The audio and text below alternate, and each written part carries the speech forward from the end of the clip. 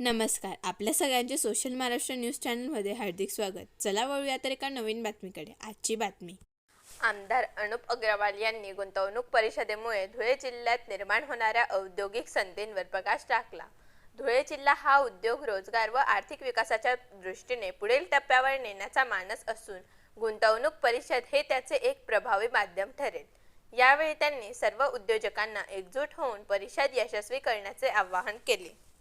Mumbai industrial कॉरिडॉरच्या विषयावर आम्ही फार सकारात्मक आहोत. त्या विषयावर आमची आदरणीय पियुष गोयल साहेबांशी चर्चा झालेली आहे. त्यांच्याशी पत्रव्यवहारही झाला आणि 5,000 एकरच्या वर त्याचं अधिग्रहण असल्या कारणाने जॉईंट CEOची त्याच्यावर पाहणी बाकी आहे, म्हणून ते प्रकरण थोडंसं प्रलंबित पडलेलं आहे. परंतु जॉईंट CEO खेमनार साहेबांशी आमचं बोलणं झालेलं आहे. 2 तारखेनंतर 2 मे नंतर ते धुळ्याला येऊन त्याची पाहणी करणार आहे आणि लवकरच हे प्रकरण आम्ही मार्गी लावणार. धुळ्यात मोठे मोठे उद्योजक या ठिकाणी येणार आहेत आणि त्यांच्याशी बोलणं चालू आहे. 28 तारखेला आम्ही एक मोठं बिझनेस समिट या ठिकाणी आयोजित केलेलं आहे.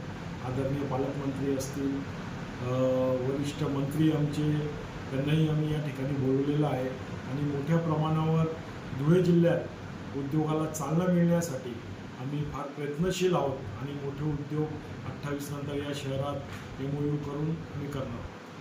बातमी आवडल्यास चॅनलला लाईक व सबस्क्राईब करा व दररोज अशा नवनवीन बातम्या पाहण्यासाठी चॅनलला फॉलो करा. धन्यवाद.